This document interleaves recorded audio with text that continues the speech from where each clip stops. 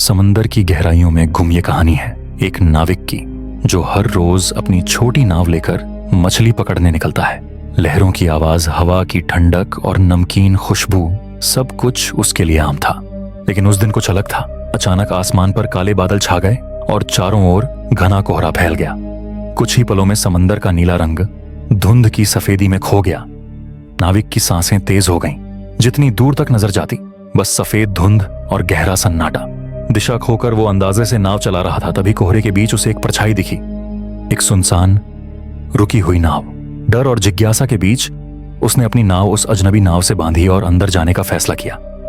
जैसे ही उसने उस नाव पर कदम रखा, ठंडी हवा का झोंका उसके शरीर में उतर गया। चारों ओर सन्नाटा था, ना कोई इंसान, ना कोई आवाज। वो धीरे धीरे अंदर गया और दंग रह गया। सब कुछ बिल्कुल व्यवस्थित था। ताजा खाना, कपड़े तह किए हुए, हर तरफ इंसानी मौजूदगी के निशान। मगर वहां कोई नहीं था, जैसे कोई अचानक हवा में गायब हो गया हो। नाविक ने इंजन चालू करने की कोशिश की, पर मशीन बिल्कुल शांत रही। उसके माथे पर पसीना आने लगा। इतनी बड़ी नाव और कोई सवार नहीं। वह ऊपर आया और दूरबीन से चारों ओर देखा, पर चारों तरफ बस कोहरा था, घना, स्थिर और डरावना। उसे अब एहसास हुआ कि वह इस विशाल समंदर में पूरी तरह अकेला है।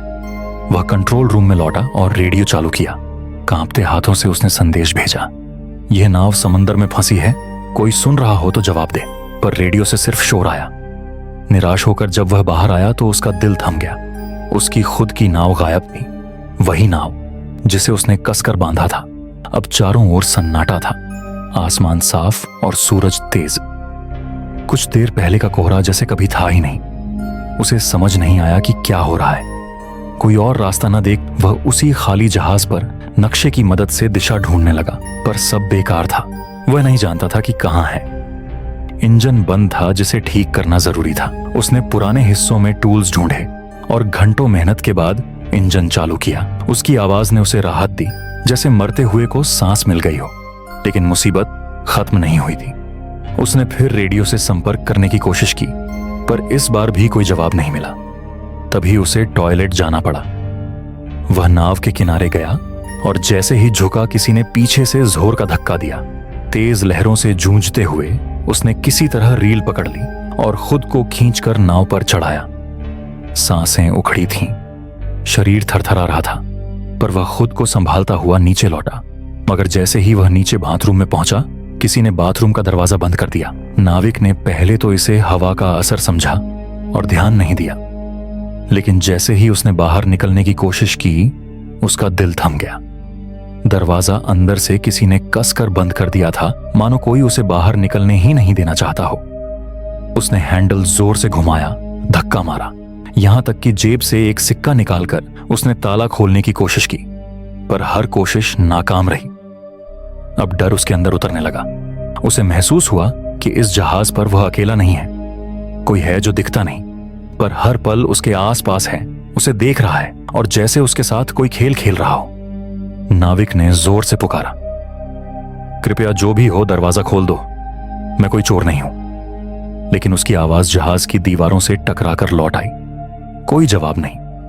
अब उसे समझ आ गया कि मदद की उम्मीद बेकार है। तभी उसकी नजर बाथरूम के कोने में बने छोटे से कपबोर्ड पर पड़ी। उसने उसे खोला और जैसे ही दरवाजा खुला, भीतर खून के धब्बे नजर आए। एक पल को उसका दिल दहल गया। डर के बावजूद उसने हिम्मत जुटाई और उसी कपबोर्ड से एक कैंची उठाई ताकि ताला खोल सके। लेकिन लाख कोशिशों के बाद भी ताला टस से मस नहीं हुआ। अचानक ऊपर उसकी नजर एक छोटी खिड़की पर पड़ी। वह किसी तरह वहां पहुंचा और खिड़की से मुंह निकालने की कोशिश की, लेकिन खिड़की काफी छोटी थी। ठंडी हवा ने उसके चेहरे को छुआ, पर राहत का मौका नहीं था, क्योंकि दूर उसे दिखा कि एक विशाल कार्गो जहाज उसकी ओर बढ़ रहा था। नाविक के चेहरे का रंग उड़ गया। अगर वह जहाज टकराया तो सब खत्म। उसने सोचा सिग्नल दे दूं, पर पास कुछ नहीं था। उसने तुरंत अपनी शर्ट उतारी और हवा में लहराने लगा, शायद कोई देख ले। मगर अफसोस, किसी ने नहीं देखा। कार्गो जहाज और तेजी से पास आता गया। तभी उसकी नजर एक रस्सी पर पड़ी। उम्मीद की एक किरण जगी। उसने सोचा अगर इस रस्सी को इंजन के हिस्से में फंसा दे तो शायद नाव रुक जाए और टक्कर टल जाए। उसने रस्सी जल्दी से बाहर फेंकी, पर किस्मत फिर पलट गई। रस्सी इंजन के पंखे में फंस गई और सीधा उसके गले में लिपट गई। उसका दम घुटने लगा, आंखें बाहर निकल आईं। उसने पूरी ताकत से रस्सी पकड़कर खुद को छुड़ाने की कोशिश की। मौत उसके गले पर सवार थी। आखिरी कोशिश में उसने पास पड़ा औजार उठाया और किसी तरह बड़ी मुश्किल से रस्सी को अपने गले से बाहर निकाला। वह जमीन पर गिर पड़ा, हांफते हुए। उसकी गर्दन पर गहरे निशान थे। वह लगभग मर ही चुका था, पर आखिरी पल में बच गया। रस्सी इंजन में फंसने से नाव की गति थम गई थी, लेकिन वह काफी नहीं था। कुछ ही पलों में विशाल कार्गो जहाज सीधा उससे टकरा गया। भयानक धमाका हुआ, पूरा जहाज हिल गया। नाविक जमीन पर गिरा, सिर दीवार से टकराया और वह बेहोश हो गया।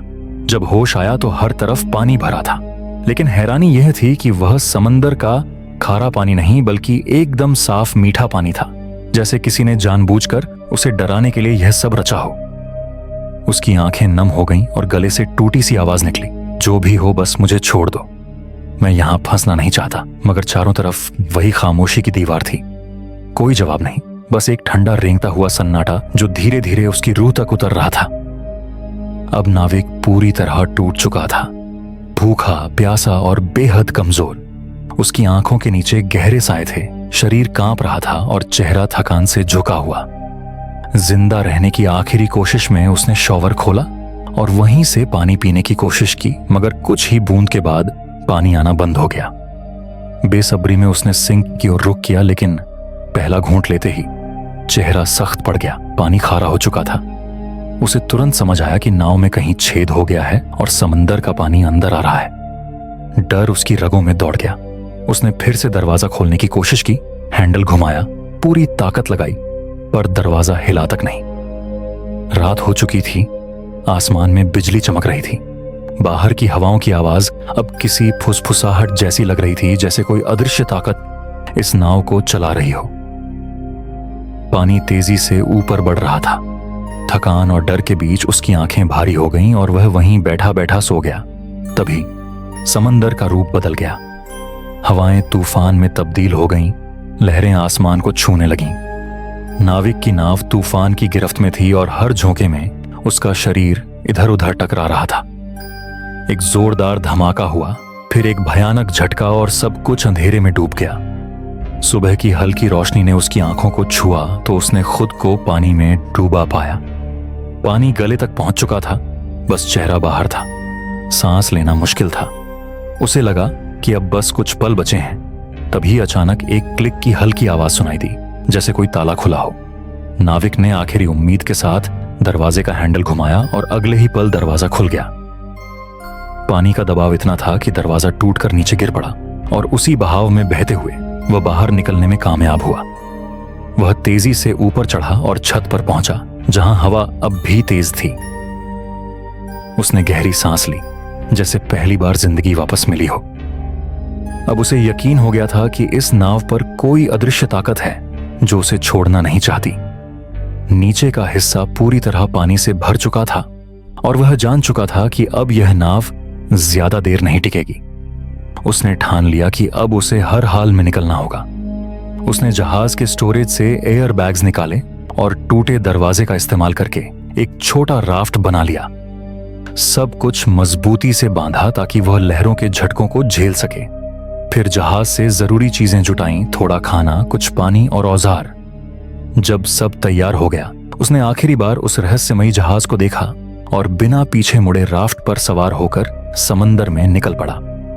लहरें अब शांत थीं, मगर माहौल अब भी रहस्यमय था। वह धीरे धीरे आगे बढ़ रहा था। कई घंटे गुजर गए, लेकिन अजीब बात यह थी कि न तो वह आगे बढ़ पाया और न ही वह बड़ी नाव जरा सी भी डूबी। नाविक के मन में एक नया ख्याल आया, अगर यह नाव अब तक नहीं डूबी तो क्यों ना इसे ही ठीक कर लिया जाए। अगर रिसाव बंद कर दे तो यही उसे किनारे तक पहुंचा सकती है। वह वापस लौटा और काम में लग गया। सबसे पहले उसने रिसाव ठीक किया, फिर पाइप और औजारों से पंप बनाया ताकि पानी बाहर निकले। घंटों की मेहनत के बाद नाव सूखने लगी और आत्मविश्वास लौटा। उसने बाकी हिस्सों की मरम्मत की, बाहर से भी उसे मजबूत किया ताकि आगे कोई दिक्कत ना हो। काम खत्म हुआ तो उसने फिर रेडियो उठाया और मदद के लिए पुकारा, पर इस बार भी सन्नाटा ही मिला। मायूस होकर उसने नक्शा निकाला और रास्ता समझने की कोशिश की। उसने इंजन स्टार्ट किया पर नाव टस से मस नहीं हुई, जैसे फिर उसका मजाक उड़ा रही हो। हवा में वही बेचैनी थी, वही डर, जैसे कोई अदृश्य ताकत फिर से उस पर हावी हो गई हो। वह नाव अब एकदम स्थिर थी। यही सोच नाविक को भीतर से तोड़ रही थी। उसकी ताकत खत्म हो चुकी थी, उम्मीदें भी बुझने लगी। तभी दूर उसे एक और जहाज दिखाई दिया। आंखों में उम्मीद की एक किरण जगी। अब बस एक ही रास्ता था, अपने छोटे राफ्ट से वहां तक पहुंचना। वह बिना देर किए राफ्ट पर चढ़ा और तेजी से उसकी ओर बढ़ा। लेकिन तभी पीछे वाली जहाज अचानक हिलने लगी और अजीब तरीके से उसकी तरफ आने लगी, जैसे किसी ने जानबूझकर उसे नाविक की ओर भेजा हो। नाविक ने भी रफ्तार बढ़ाई पर वह जहाज और तेज होती गई। ठीक टकराने से पहले उसने जान बचाने की आखिरी कोशिश की। राफ्ट से कूदकर उस दूसरी नाव तक तैरने का फैसला किया जो दूर जाती दिख रही थी। लेकिन जब तक वह पहुंचा वह नाव गायब हो चुकी थी। तभी उसे एहसास हुआ कि इस रहस्यमयी नाव पर कोई बुरी ताकत है जो उसे कहीं जाने नहीं दे रही। उसने ठान लिया कि चाहे जान चली जाए, अब वह उस जहाज पर नहीं लौटेगा। लेकिन जैसे जैसे शाम ढली, ठंड बढ़ती गई। पानी का तापमान गिर गया, शरीर सुन्न होने लगा। मजबूरी में, ठंड और कमजोरी से कांपते हुए वह फिर उसी जहाज पर लौट आया। अब वह इतना थक चुका था कि कुछ सोचने की हालत में नहीं था। बस एक कंबल ओढ़कर कमरे में लेट गया और गहरी नींद में डूब गया। सुबह जब आंख खुली तो उसने फिर निकलने का फैसला किया। लेकिन जैसे ही दरवाजा खोलने की कोशिश की, वह नहीं खुला। दरवाजा बाहर से बंद था। अब वह मानसिक रूप से टूटने लगा। समझ नहीं पा रहा था कि यह सब उसके साथ क्यों हो रहा है। तभी उसकी नजर कमरे में मौजूद एक छोटी सी केबिन पर पड़ी। उसने उसे खोला तो ऊपर की ओर एक रास्ता दिखा, एक वेंटिलेशन जिससे शायद बाहर निकला जा सके। वह उस तंग स्टोरेज एरिया में घुस गया। वह हर बार ऊपर चढ़ने की कोशिश करता लेकिन फिसलकर नीचे गिर जाता। चोटें बढ़ती गईं पर उसने हार नहीं मानी। आखिरकार वह ऊपर पहुंचा और वेंट की खिड़की खोलने की कोशिश की, लेकिन वह टस से मस नहीं हुई, जैसे किसी ने जानबूझकर सील कर दी हो। ऑक्सीजन खत्म हो रही थी। सांस लेना और मुश्किल होता जा रहा था। नीचे का दरवाजा बंद हो गया था और वापसी का कोई रास्ता नहीं बचा था। उसे लगा अब यही उसका अंत है। तभी अचानक वही क्लिक की रहस्यमयी आवाज सुनाई दी। केबिन का दरवाजा खुल गया। बिना एक पल गंवाए नाविक बाहर निकल आया। ताजी हवा ने उसके फेफड़ों में जान डाल दी। उसने राहत की गहरी सांस ली। बाहर देखा तो नाव एक छोटे से द्वीप की ओर बढ़ रही थी। यह देखकर उसके भीतर उम्मीद जगी। शायद अब वह इस डरावनी नाव से हमेशा के लिए आजाद हो जाएगा। जैसे ही नाव किनारे पहुंची वह तुरंत उतरा। अब उसके मन में एक ही सवाल था, इस सब के पीछे कौन है? उसे यकीन था कि इस द्वीप पर कोई है जो इसका जिम्मेदार है। गुस्से और डर के भाव से उसने एक डंडा उठाया और द्वीप की तलाश शुरू की। लेकिन जल्द ही वह हैरान रह गया। पूरे द्वीप पर इंसान का कोई निशान नहीं था, बस सन्नाटा और लहरों की हल्की आवाज। नाविक फिर गुस्से और डर से भर गया। उसने द्वीप छोड़ने का फैसला किया और जैसे ही किनारे की ओर बढ़ा उसकी आंखें थम गईं। समंदर में वही रहस्यमयी नाव अब भी मौजूद थी, शांत और धीरे धीरे आगे बढ़ती हुई, जैसे किसी और शिकार की तलाश में हो। यह देखकर उसे यकीन हो गया कि यह नाव और यह द्वीप किसी बुरी ताकत के अधीन है। अब उसे यहां से निकलना ही होगा। वह रास्ता खोजता हुआ द्वीप की सबसे ऊंची चोटी तक पहुंचा। वहां से उसे दूर एक और द्वीप दिखा, पर इतना दूर कि वहां क्या हो रहा है देख नहीं सका। जैसे जैसे वह घूमता रहा धीरे धीरे पीछे की ओर आया। लेकिन जब उसने पीछे का नजारा देखा तो उसकी आंखें फटी की फटी रह गईं। सामने वही दृश्य था, वही लोग, वही नाव, वही जगह जहां से उसने अपने सफर की शुरुआत की थी। जैसे कुछ भी नहीं बदला। नाविक एक पल में सदमे में चला गया। उसे समझ नहीं आ रहा था कि वह असलियत देख रहा है या किसी डरावने भ्रम में फंसा है। लेकिन एक बात साफ थी, जो कुछ उसने झेला वह सब सच था। अब उसके मन में बस एक ही सवाल गूंज रहा था, उसकी नाव फिर उसी जगह कैसे पहुंची? यह द्वीप सच में क्या है और इस रहस्यमयी ताकत का असली राज क्या हो सकता है? और अब यह सवाल मैं आप पर छोड़ता हूं। आपको क्या लगता है, इस नाव पर कौन सी शक्ति थी और नाविक आखिर किस जाल में फंस गया था? अपनी थ्योरी कमेंट में जरूर बताएं और ऐसी ही दिल दहला देने वाली कहानियों के लिए चैनल को सब्सक्राइब करना मत भूलना।